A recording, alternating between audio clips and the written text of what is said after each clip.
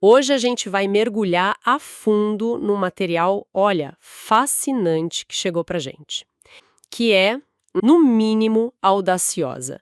Ela pega um objeto astronômico que existe de verdade, bem misterioso, chamado 3E Atlas, e conecta ele direto com as profecias do Apocalipse.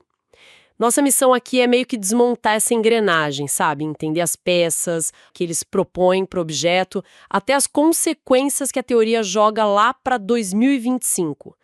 É uma teia de ideias bem complexa. E o mais curioso nessa fonte é justamente isso, a forma como ela mistura tudo. Astronomia, teorias de tecnologia ancestral, especulação cósmica e, de repente, profecia bíblica. É uma salada de conceitos bem particular, né? Nosso papel aqui vai ser organizar esse quebra-cabeça, apresentar o raciocínio deles de forma clara. Não para concordar ou discordar, claro, mas para mapear a lógica interna e entender como uma coisa leva a outra no argumento que eles constroem. Perfeito. Então vamos começar pelo começo, pelo protagonista dessa história toda, o tal do 3E Atlas.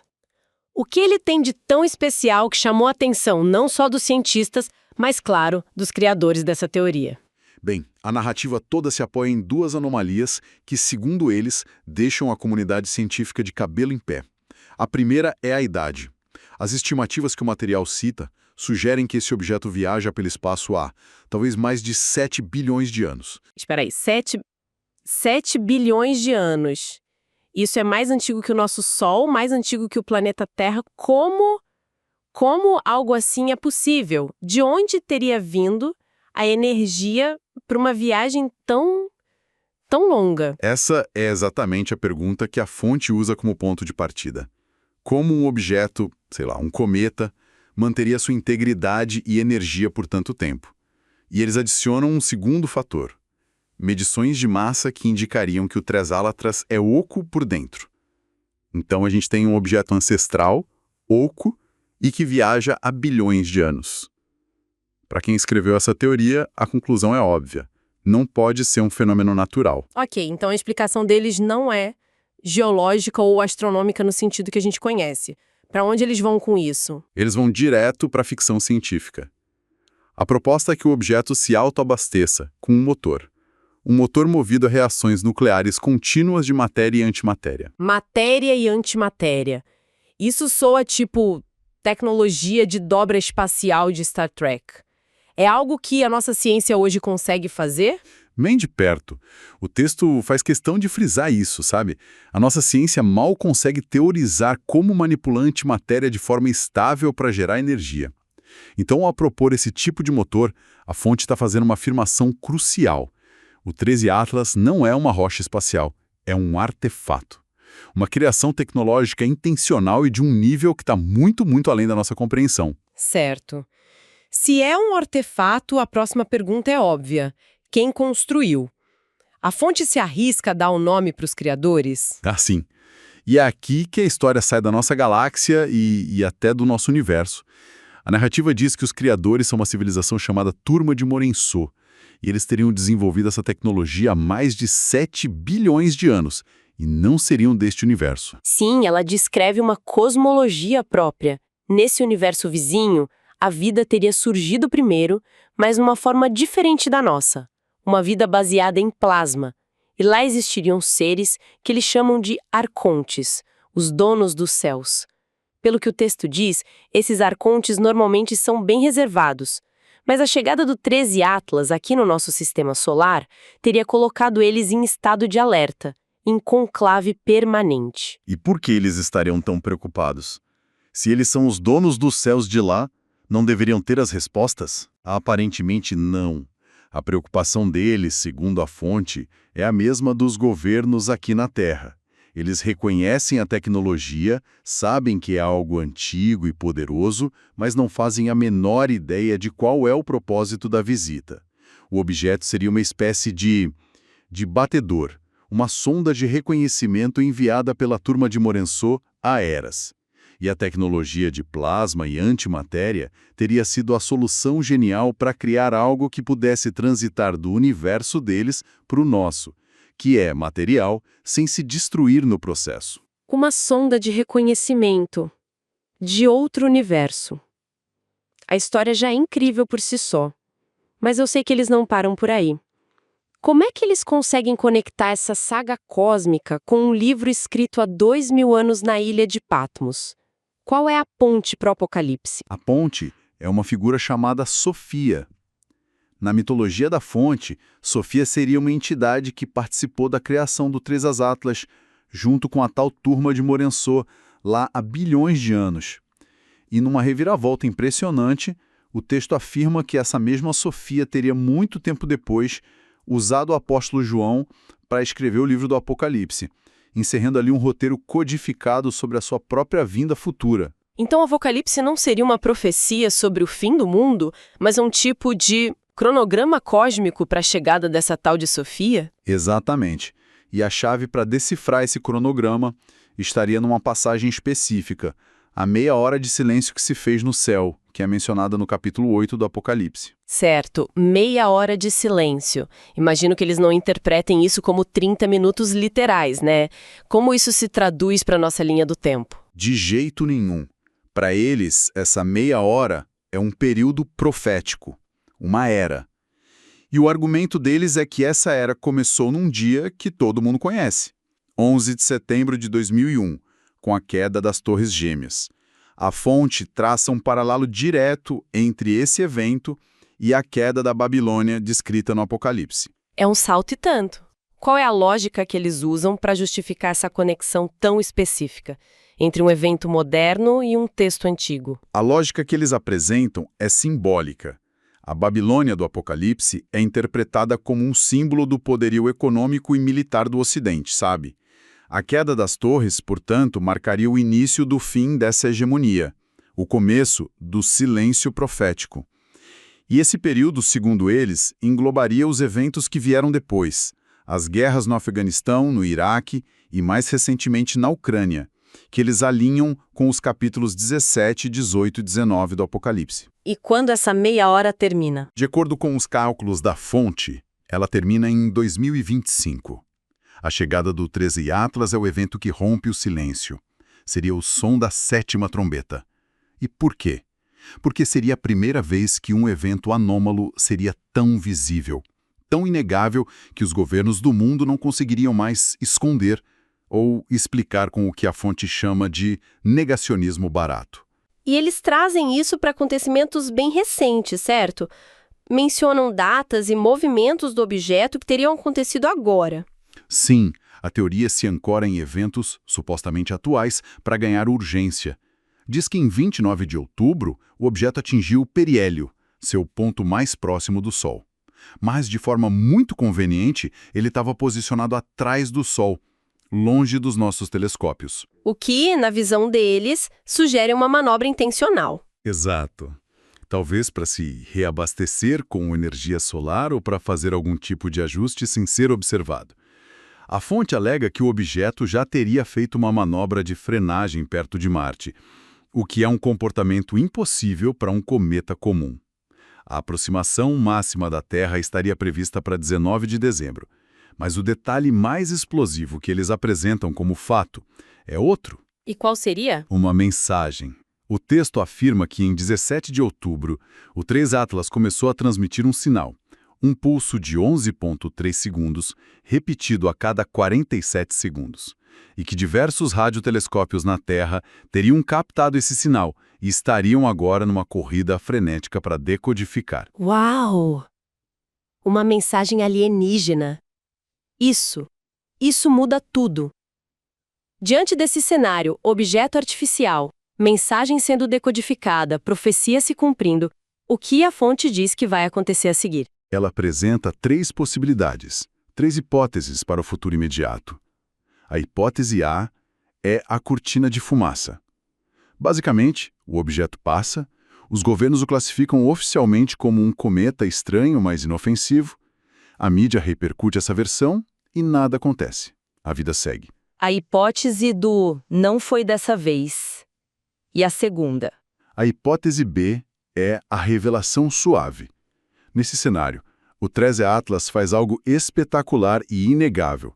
Freia bruscamente, muda de rota, acende luzes, qualquer coisa que prove sua natureza artificial para o mundo inteiro. Isso forçaria uma admissão da vida extraterrestre e iniciaria o que eles chamam de reintegração cósmica suave da humanidade. É a hipótese que eles conectam com a profecia da vinda do Filho do Homem sobre as nuvens. Ok, então as opções até agora são: não aconteceu nada ou ETs amigáveis fazendo um show de luzes para nos acordar. A fonte não trabalha com meio termo, pelo visto. Qual é a terceira hipótese? A terceira é a hipótese C, que eles batizam de Deus nos acuda. Aqui, o objeto se revela como artificial, sim, mas as intenções por trás dele não são nada amigáveis. Isso causaria um pânico global, uma crise sem precedentes. E essa crise, por sua vez, exigiria uma intervenção externa de algo mais forte para nos salvar. Essa intervenção, claro, também estaria ligada à figura de Sofia. 3 caminhos bem definidos: negação, revelação gradual ou crise imediata.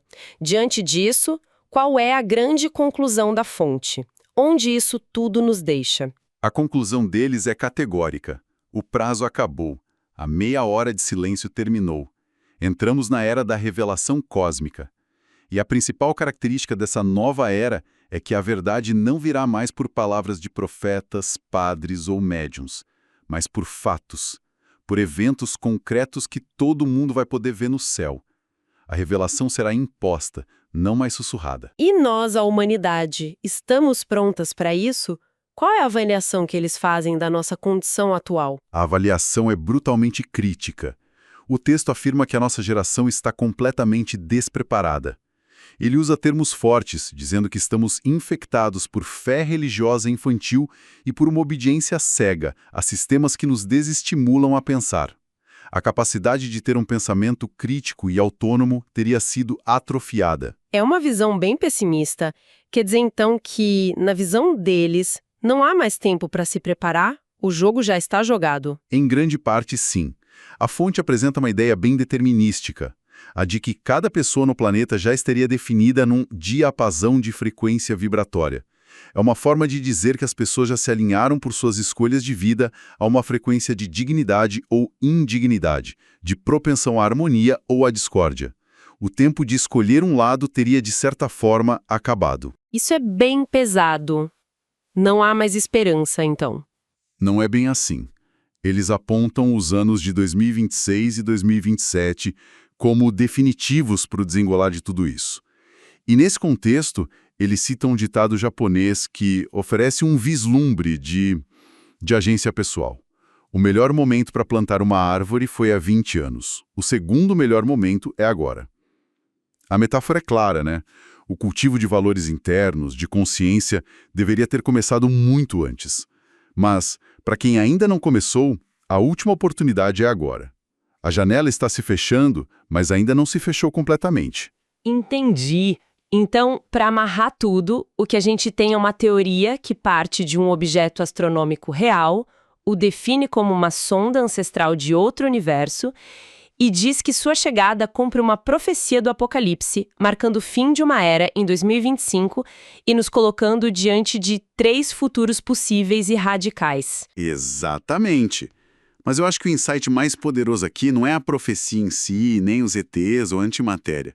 É a forma como a teoria foi construída. O que essa fonte faz de maneira muito inteligente é usar um objeto real com características anômalas como uma âncora de credibilidade. Ela pega algo que existe e que é misterioso, o TRES e Atlas, e o usa como alicerce para construir uma narrativa que de outra forma seria puramente mística e facilmente descartável.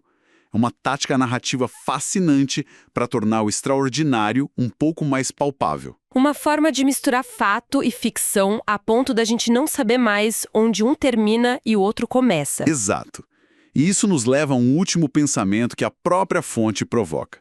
Ela menciona de passagem que todo esse cenário, a vinda do objeto, a reação dos arcontes, o plano de Sofia, faz parte de uma disputa pela suzerania universal. Uma disputa cósmica pelo controle do universo. Sim. E se essa narrativa tiver qualquer grão de paralelo com a realidade, a questão fundamental que ela nos deixa não é apenas se estamos ou não sozinhos no universo. A pergunta mais profunda talvez seja: em qual lado de uma disputa cósmica a humanidade se encontra, sem ao menos saber que essa disputa existe. Os dias passaram, mas eu fiquei aqui. A rotina me prende, mas eu sigo a sorrir. Olho pra dentro e vejo um vazio, mas é dentro de mim que tudo é mais frio.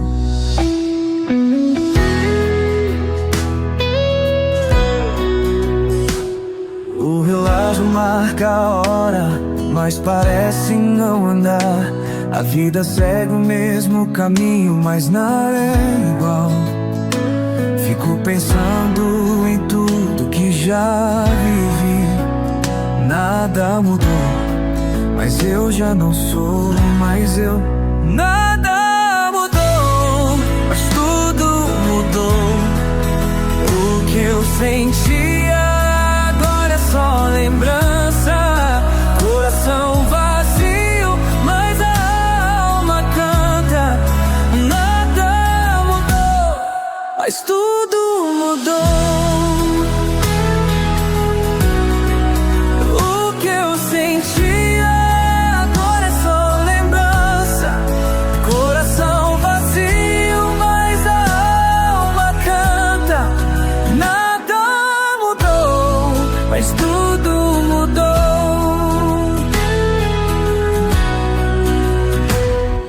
As ruas continuam as mesmas, eu sei, mas agora tudo tem outro tom, outro efeito. Aquela luz no fim do túnel já não brilha mais. Eu caminhei pra longe e deixei pra trás. As palavras se perdem no vento sem direção. A esperança fica fraca, se perde na solidão. Mas no fundo sei, a mudança é sutil. É o coração que se quebra, é o fim do que é fútil. Nada mudou, mas tudo mudou. O que eu sentia agora é só lembrança. Coração vazio, mas a alma canta. Nada mudou, mas tudo mudou.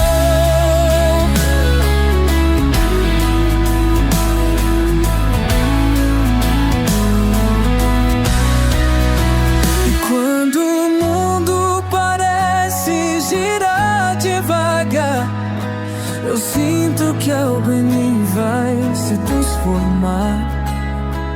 Não sei dizer o que, mas é um sinal que tudo se encaixa de forma